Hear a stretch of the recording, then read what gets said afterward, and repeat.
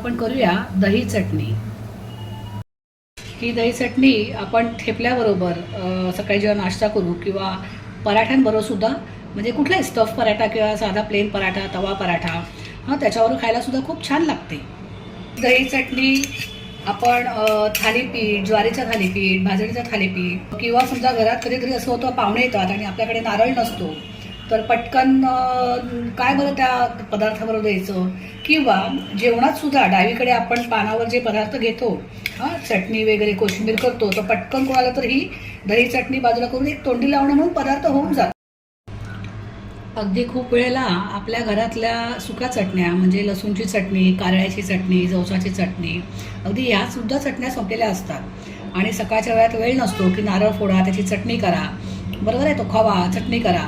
तर मग त्यावेळेला अगदी अशा धावपळीच्या वेळेला आणि असा हा दही चटणी हा अत्यंत पटकन होणारा आणि घरातल्याच सगळे इन्ग्रेडियंट्स म्हणून होणारा असा हा अत्यंत उत्तम असा हा एक पर्याय आहे। आता ही दही चटणी मी आपल्याला अगदी माझं थालीपीठ करता करता आपल्याला करते, म्हणजे अगदी 1 सेकंद पण लागत नाही करायला। दही चटणीसाठी लागणारं साहित्य आपल्याला सांगते। हे घरगुती दही मी घेतलं आहे। आपल्याला रिक्वायर्ड क्वांटिटीप्रमाणे आपण दही घ्यायचं आहे। हे प्लेन लाल तिखट आहे, अगदी प्लेन लाल, म्हणजे रेड चिली पावडर, त्याच्यामध्ये कुठलाही प्रकारचा मसाला ॲड नाही, फक्त लाल मिरच्यांचं तिखट आहे हे। शेंगदाण्याचं कूट आहे, जरासं असं म्हणजे अगदी पूर्ण पावडर नाही करायची त्याची, थोडंसं अर्धवट असं भरडलेलं हे असं शेंगदाण्याचं कूट आहे। चवीपुरतं मीठ आहे, चवीपुरतं मीठ आहे आणि थोडीशी गार्निशिंगला मी कोथिंबीर चिरून घातली, दिस इज ऑप्शनल। आता आपण दही चटणी कशी करायची ते बघूया। मी आपल्याला म्हटलं तसं जेवढी क्वांटिटी आपल्याला दही हवं आहे तेवढं क्वांटिटी आपण दही घ्यायचं आहे। तुम्ही बाउलमध्ये घेऊ शकता। आता मी तुम्हाला डायरेक्ट ज्या वाटीमध्ये द्यायचं आहे किंवा सर्विंग बाउलमध्ये त्याच्यामध्ये दाखवते, ते जस्ट असं चमच्याने फेटायचं, फार अत्यंत इझी, सोपं आणि ही पटकन होणारी चटणी अशी आहे।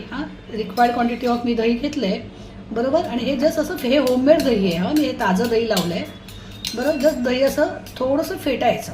दही फेटून झाल्यानंतर हे जी लाल तिखट आहे ते अगदी थोडंसं क्वांटिटी, अगदी असं जरासं स्प्रिंकल करायचं, फार तिखट नाही करायचं। आपल्याला ऑफकोर्स तिखट हवं असेल तर मग ते तिखट करायचं, सगळं एकत्र करायचं। थोडंसं तिखट घालू का अजून?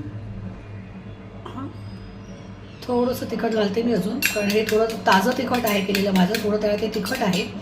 त्याच्यानंतर हे शेंगदाण्याचं कूट थोडंसं घालायचं। हे शेंगदाण्याचं कूट आपण बघू शकता, असे अर्ध भोपळे झालेले शेंगदाणे आतमध्ये आहे तिथे, जस्ट मिक्स करायचं। तुमची झाली दही चटणी तयार। आता अर्थात थोडंसं चवीला मीठ नेहमीप्रमाणे जरासं स्प्रिंकल करायचं, चवीपुरतं मीठ घालायचं, चवीपुरतं मीठ घालायचं, परत एकत्र चांगलं मिक्स करायचं। तुमची दही चटणी तयार। आणि अर्थात थोडंसं गार्निशिंगसाठी जर का हवं असेल, दिस इज ऑप्शनल आहे, कोणी कोथिंबीर खात नाही तर तुम्ही नाही घातलं तरीसुद्धा चालेल। जस्ट सर्व करताना थोडीशी अशी कोथिंबीर वरती घालायची, झाली दही चटणी तयार।